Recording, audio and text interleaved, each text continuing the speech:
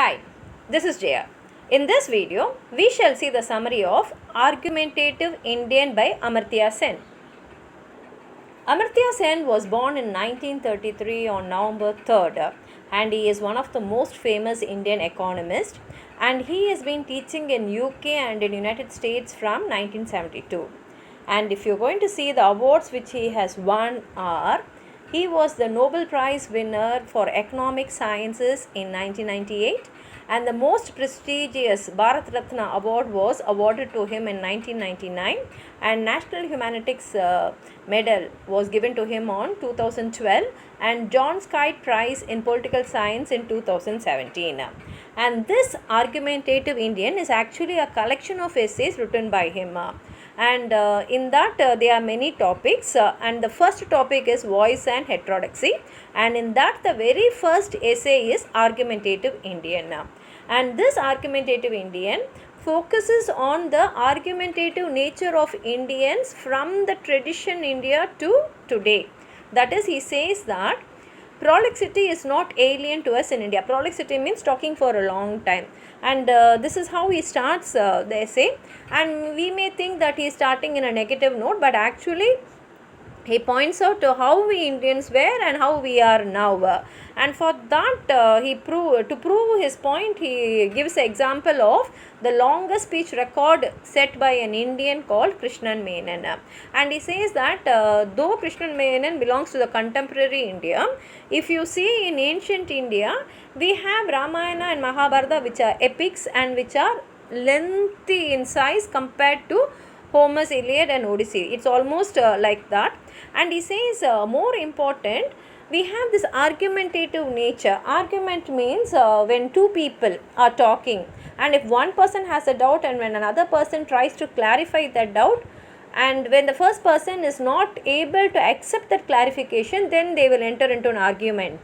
Or when two people have different opinions and when they try to prove that their opinion is the best or their opinion is the correct form of whatever is happening, that is, their opinion is the correct, then they will try to prove it, and for that they will enter into an argument.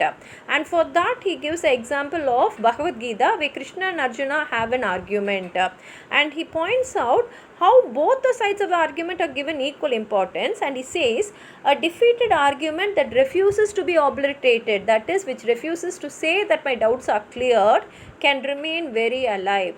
And it is true, because questions set forth by Arjuna also are very, very intense, and the reply which Krishna gives to him is also so very great and very philosophical. And actually these dialogue, that is the arguments between Krishna and Arjuna, are borrowed by great people like J. Robert Oppenheimer, who has taken this, who has borrowed this idea.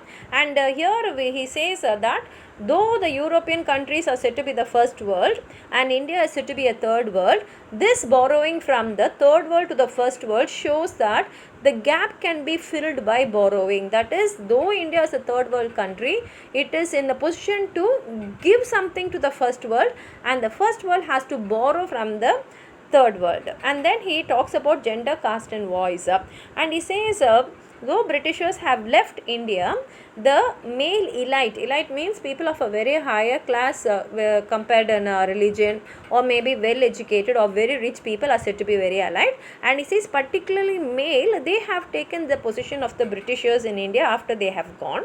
But even though India is said to be a patriarchal, that is a male dominated country, he says that we have had women leaders in our country, and even today we have women leaders in our country. And for that he gives examples from Upanishad and Indian history. And he says that this is not there in the first world. That is, he gives the example of US, where women leaders are not elected in the US. And when he comes to caste, he says that this argument is still not yet to come to an end. And he says that in India, Hinduism and Brahmin dominated orthodoxy is there. And so what the underprivileged people are doing is either they are changing their religion or they are educating themselves to be more privileged in the society. And then he talks about democracy as a public reasoning. Now if you take Indian democracy is based on British. but British itself is ruled by a queen's ruler. And then if you are going to ask anyone what is democracy means, definitely they will say by the people, for the people, to the people. But what does it mean? It means that government by discussion. But Sen says that this has never been practiced in India, because the privileged upper elite male community have governed independent India according to their own desire. And he says that somehow he finds that people in India have lost their argumentative tradition, and they've come to a point where they accept all the policies which are imposed on them without questioning it. And then he talks about understanding secularism. Secularism is where all the religious people are accepted, and we know that India is a secular country because we have Hindus, Buddhists, Jains, Jews, Christians, Muslims, Parsis, Sikhs, Bahas and others here. And secularism in India says that no man can be interfered based on his religion, and at the same time anyone can adapt any religion of their own choice. That is, you can convert from one religion to another, that is allowed in India. And he says that in West the way of living is different. And he also points out that Indian secularism also has changed nowadays with the rise of Hindutva and its policies. And then he talks about skeptics, agnostics and atheists. Skeptics, atheists means those who do not accept God, those who do not believe in God.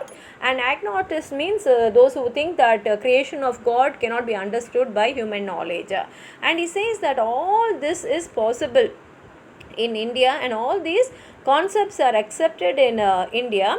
And he says that this the way of accepting all these concepts can be traced even in past, that is in the traditional past of India also.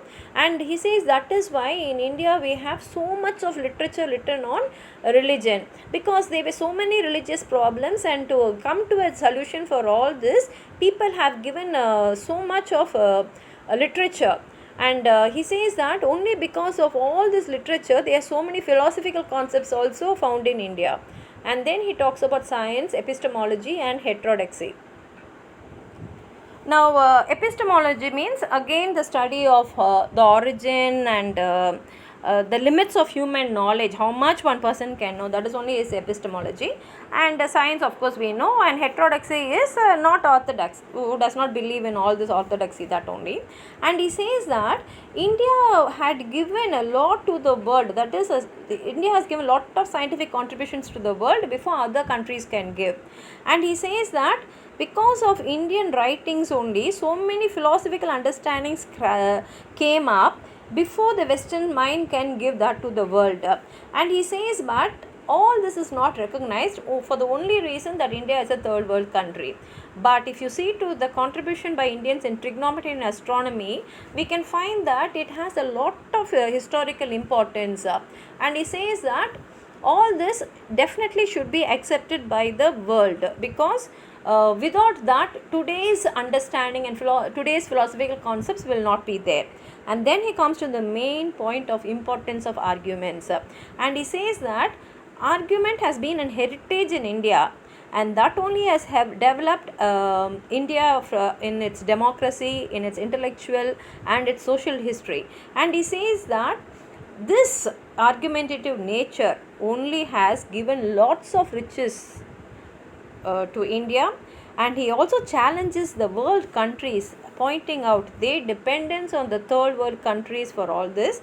And at the same time he also agrees that India has changed a lot, and this argumentative nature of the Indians has become extinct, and in that place acceptance has taken place, and that is what he finds in contemporary India. So this is what he says in Argumentative Indian. If you have anything more to add on to what I have said, please write it in the comment box. Like the video, share it with your friends, and if you have not subscribed my channel, please subscribe. Thank you.